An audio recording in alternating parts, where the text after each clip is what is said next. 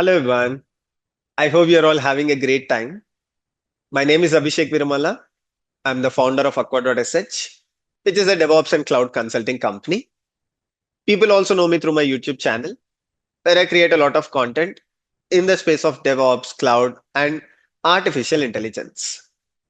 Over the last 3 years, we built an amazing community of close to 1 million followers across different social media platforms. Apart from all these, I'm also into software engineering. I worked as a software engineer for 11 years. The last company that I worked for was Red Hat, where I led a team that focused on security as well as open source. This is a brief introduction about myself. Before we get started with the topic, I would like to thank Sonar team for providing me this wonderful opportunity today. Okay, now let me start today's session by asking you all a very interesting question. Have you ever thought in the world of AI assisted software engineering, when AI writes the code, who owns the bug? This is a very important question to ask because we are moving towards the biggest structural shift in engineering. We are witnessing the fastest workflow transformation in the history where developers are using artificial intelligence for every single activity that they perform. It can be for building a complete new application, or maybe adding a new feature to the existing application, or even fixing issues with the existing features. In a way, this is good because AI is enhancing the developer productivity. But what about the bugs that are introduced by AI generated code? Now, one thing is clear, AI generated code is no exception. It also introduced bugs, most importantly, security related bugs. So, who takes the ownership of these bugs? How do you identify these bugs and mitigate them before going to the production? And most importantly, is it possible to automate this workflow? The workflow of identifying bugs in the AI generated code and fixing them before going to the production. This is exactly what I will talk in today's session. I also have a demo towards the end. Please try to watch it as well. Cool. So I'll start the session by showing you a very important statistic. This is from GitHub October's analysis. As per this analysis, 46% of the repos that are being created today are actually AI assisted repositories. Either developers are using AI agents to create the repositories completely, or they're using AI assistants to generate the code locally and then push the code to the repositories. In any of these cases, this number is a very strong indicator to tell us AI is enhancing the developer's productivity. And today, developers are using AI to generate large volumes of the code.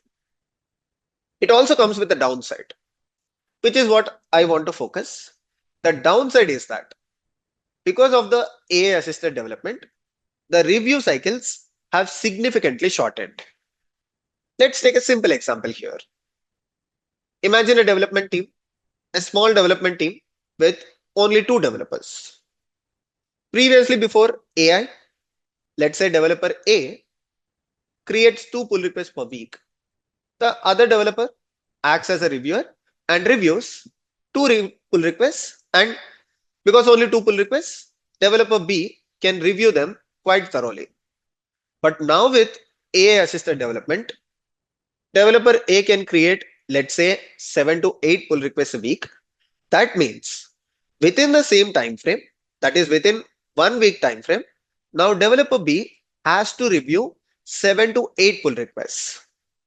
Now, this actually creates a burden on the reviewers, and because of this, the reviewers have gradually developed a bias that AI generated code is usually good. So let's only review the functional part of the code. Let's verify if the functional part and if the logic looks good. And then let's review and merge the code. This way, they can review 7 to 8 pull requests in a week. But this creates a problem.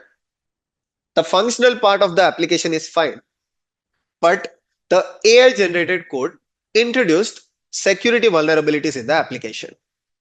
And this application goes to production. And you all know what happens when there are security vulnerabilities in the production. It becomes a gateway for the hackers. This is exactly what is called as security paradox of AI code. This is a wonderful picture that exactly depicts what's happening. Reviewers are only looking at the surface level. By surface level, I mean reviewers check if the code compiles well, they verify if the code runs well, and they only look at the functional test cases. If they are passing, then go ahead and merge the PR. But AI generated code, as I told you, it comes with lot of hidden patterns and insecure implementations, which is beneath the surface of the code. Hidden patterns like outdated packages or deprecated patterns that introduce certain risks in the application. And also insecure implementations, something like SQL injection or SSRF that can be embedded into functionally correct logic.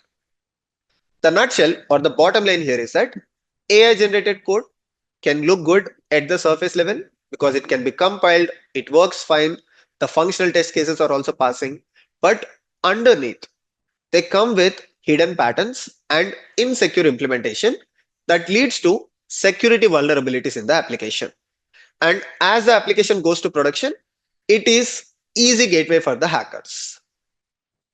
Now the big question is how to eliminate this?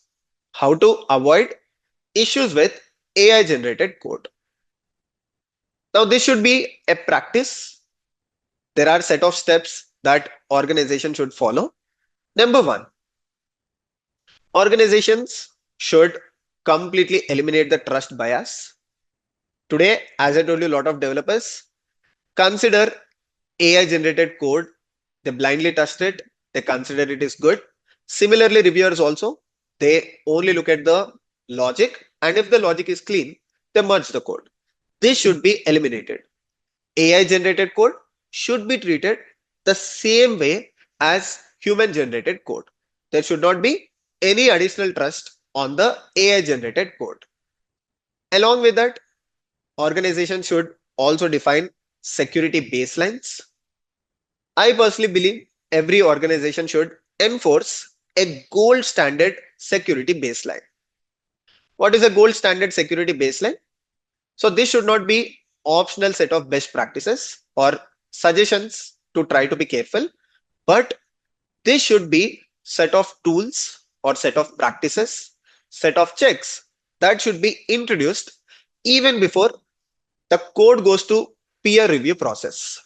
Something like adding checks or some tools in the code review process, even before the code is reviewed by the peer reviewer. And there should be four pillars for this gold standard, whether it is tools or whether it is some practices that you add to your CI pipeline. It should be consistent. Again, whether it is a human or whether it is AI that wrote the code and create the pull request, the same rule should apply to all the authors. And also it should be automated. One should not expect the reviewer to run these checks or to run the tools and then to merge the pull request. But instead, this entire thing should be executed as part of the pull request. And the tools that you choose, this is very, very important when it comes to AI. Let's say you introduce a tool as part of the pull request process to verify AI generated code does not have any security issues. The tool that you use should be completely security aware. And also it should be context aware. It should understand the real vulnerabilities, latest vulnerabilities in the world, and it should not just look at the syntax or semantics of the code. Finally, this entire thing should follow the shift left approach. As I told you, it should not be verified once the application goes to production, but instead, as the pull request is created, The gold standard should be executed first. The tool that you introduce in your organization or the script that you introduce, it should be executed first, and only then the peer review process should follow. This is called the shift left approach. And finally, it is also important to treat AI as untrusted input. Very simple. Just like how you treat an external contractor. Let's say your organization has an external contractor and this person submits a pull request.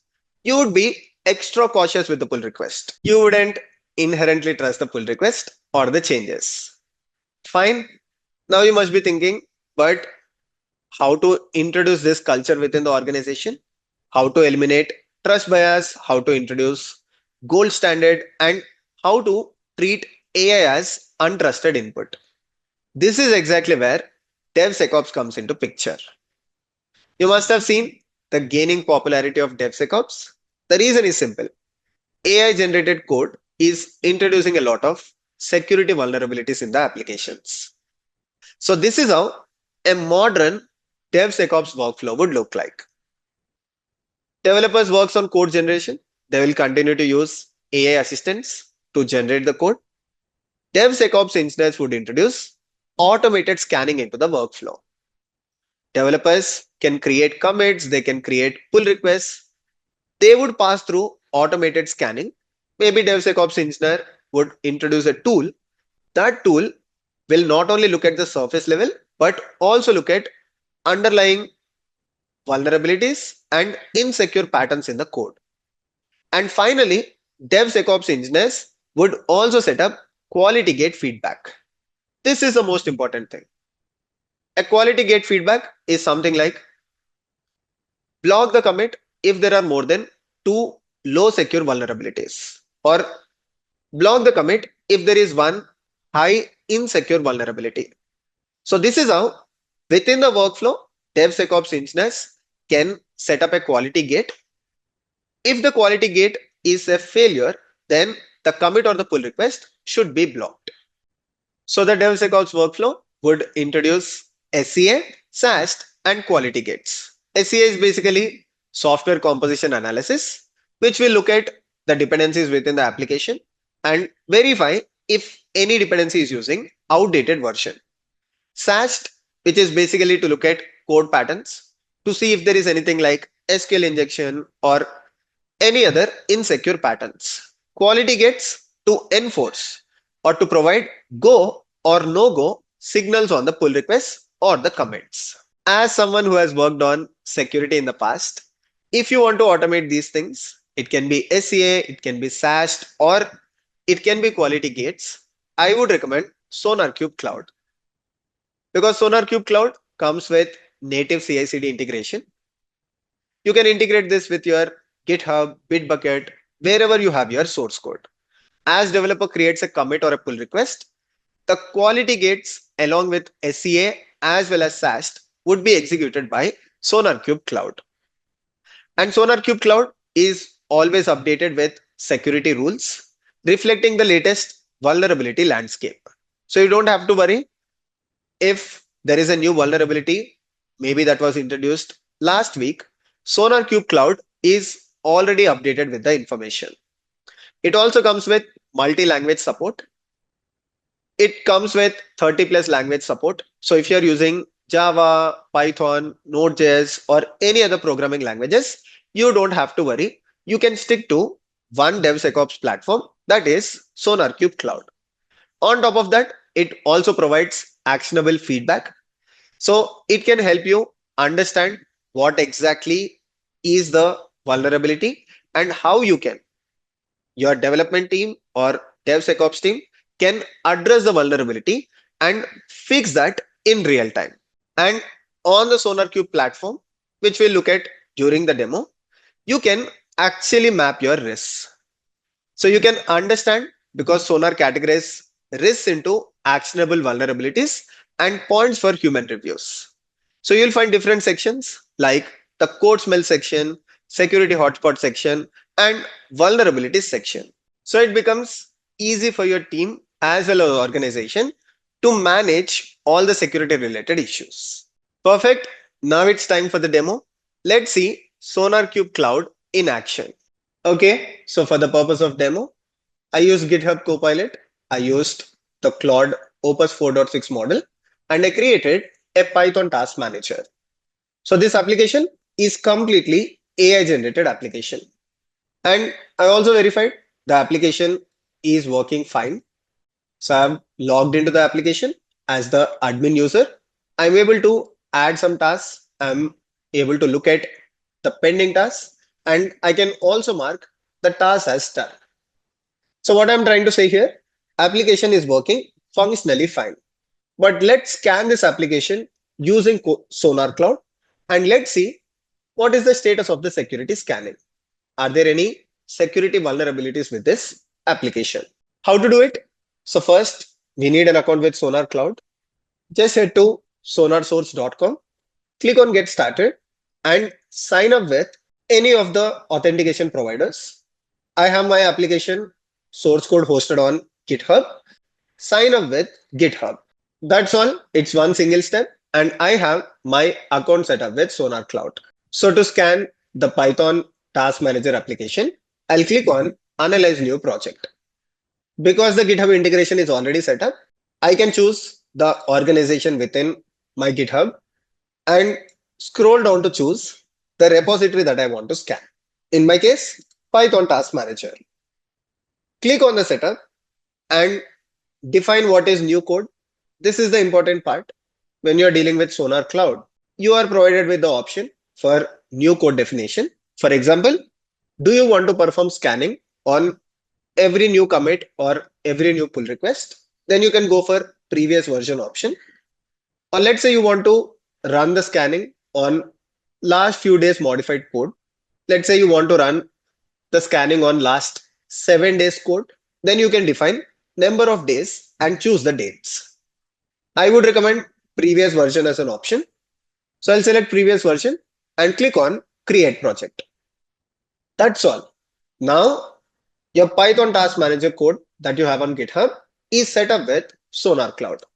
Every time you make a commit, every time you make a pull request, you will see the scanning report on Sonar Cloud. Also, for the first time, because you have set up your Python task manager with Sonar Cloud, it will show you the initial report. That is, what is the current state of your Python task manager application. There you go. So it says there are 15 open issues. This is what I was talking about. Functionally, the application is working as expected, but AI generated code introduced security vulnerabilities within the application. Now imagine I make this application production ready. It is a gateway for the hackers because there are 15 vulnerabilities, out of which 14 vulnerabilities are blockers, which needs immediate attention. This says the application is not ready for the production.